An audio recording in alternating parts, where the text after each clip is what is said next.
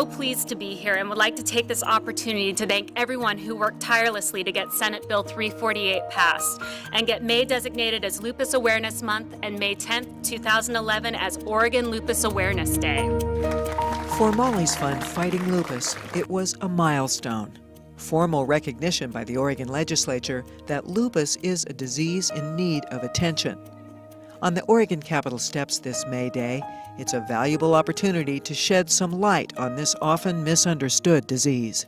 It can affect virtually any part of the body, but most typically impacts the skin, joints, heart, kidneys, and brain. 90% of lupus sufferers are women, and 2/3 of them are women of color. And in fact, lupus is one of the very few illnesses that has a rising mortality rate because of the long, difficult process in diagnosing it. No one knows this better than Molly McCabe.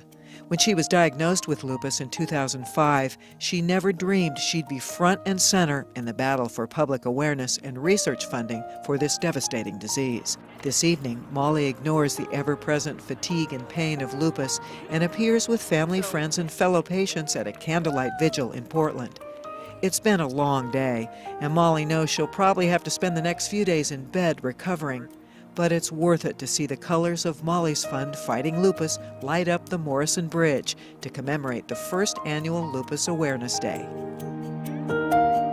You can call the office and we can send you brochures. As with any chronic, painful disease, lupus patients fare better if they don't have to suffer in silence. One of the most important jobs of Molly's Fund is to make sure they don't have to. Patients meet in a monthly support group in Portland to share information and to lend each other a sympathetic ear. During those sessions, a separate support group for families and caregivers of lupus patients meets outside. Now there's a weekly online support group as well, so that patients from all over the world can connect and share their experiences. This is yet another new service available to patients and caregivers on the Molly's Fund website. Just visit mollysfund.org. When the monthly Portland group meets, Jennifer, a single mother, never knows whether she'll feel well enough to attend.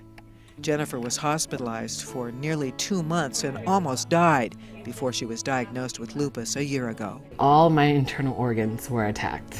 I had kidney failure, liver failure.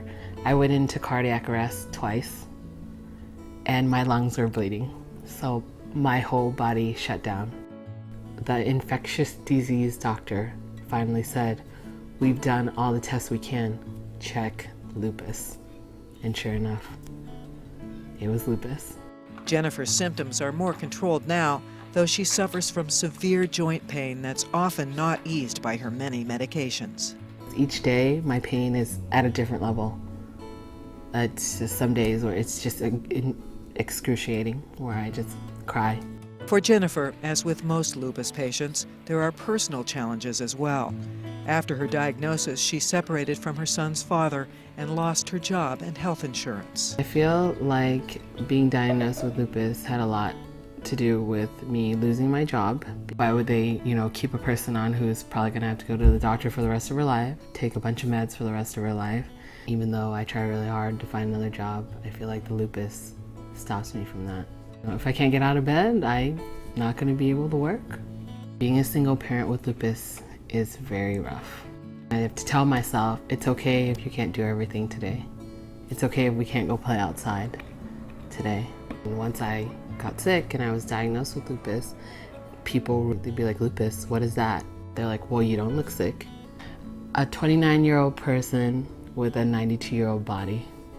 Today, there is some good news for Jennifer. She's just learned she's eligible for Social Security disability benefits, thanks to help from a patient advocacy program offered through Molly's Fund. Anyone who has tried to navigate the Social Security and health insurance systems knows the waters can be rough.